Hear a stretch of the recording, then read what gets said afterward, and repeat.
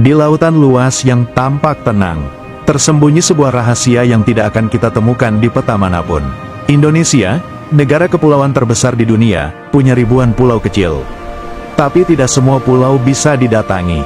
Dan beberapa, bahkan tidak boleh dilihat. Ini adalah kisah tentang markas Siluman, milik TNI. Tempat yang hanya dikenal oleh sedikit prajurit. Dalam dunia militer modern, markas besar dan pangkalan udara bukan lagi hanya soal bangunan besar dan landasan panjang. Hari ini, kekuatan militer justru bersembunyi di bawah tanah, di balik bukit, di dalam pulau kecil yang tampak biasa. Tujuannya jelas, anti deteksi radar, perlindungan dari rudal, dan kerahasiaan operasi. TNI, terutama pasukan elit seperti Kopassus, Denjaka, dan Kostrad, diduga memiliki fasilitas rahasia di beberapa titik strategis. Spekulasi para atensi militer menyebutkan markas TNI di pulau kecil di Laut Natuna Utara, dekat zona perbatasan dengan China, pulau tak berpenghuni di wilayah Papua dan Kepulauan Yapen. Atau bahkan Pulau Karang di sekitar Selat Sunda dan Selat Malaka. Tapi ini bukan sekadar markas biasa. Berdasarkan bocoran open source dan laporan intelijen pertahanan luar negeri, markas ini bisa berisi radar anti-siluman, VHF band, yang mampu menangkap jejak jet siluman. Landasan mini untuk drone tempur dan intai, dilengkapi teknologi kamuflase. Terowongan bawah tanah, tempat menyimpan persenjataan, logistik, dan personel.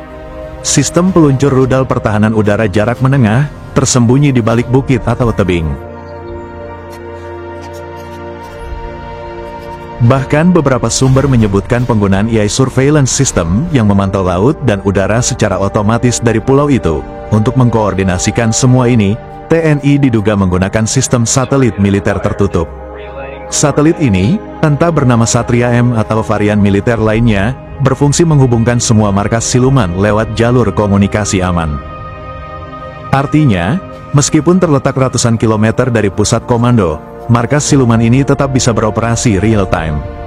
Bahkan memandu peluncuran drone tempur dari jarak jauh. Ini bukan fiksi, ini bagian dari doktrin baru. Perang asimetris plus pertahanan pulau terdepan. Jika semua ini benar, mengapa pemerintah Indonesia tidak pernah menyebutnya? Jawabannya sederhana, itulah esensi dari senjata rahasia. Dalam geopolitik Laut Cina Selatan dan konflik Papua, Indonesia butuh keunggulan senyap. Lebih baik musuh tidak tahu apa yang kita punya, daripada tahu, dan mulai bersiap.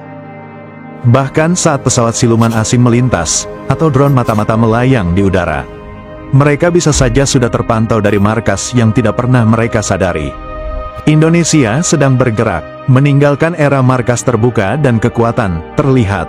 Kita menuju era senjata senyap, markas tak terlihat, dan pengawasan dari langit.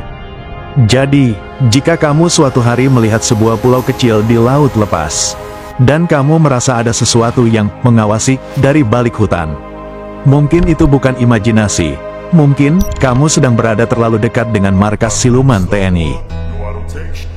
Jangan lupa like, subscribe, dan nyalakan notifikasi untuk terus ikuti update teknologi militer Indonesia terbaru. I don't ever slow up, no I don't take sh**. I got no love for the fakeness. If you wanna play tough and wanna hate this, I'll always show up and make a statement. I don't ever slow up, no I don't take sh**. I got no love for the fakeness. If you wanna play tough and wanna hate this, I'll always show up and make a statement. Everything I do so instinctive and so passionate. Every word I move so descriptive like an adjective. I got a vendetta against people who patented being negative when you should be getting after it. I got facts.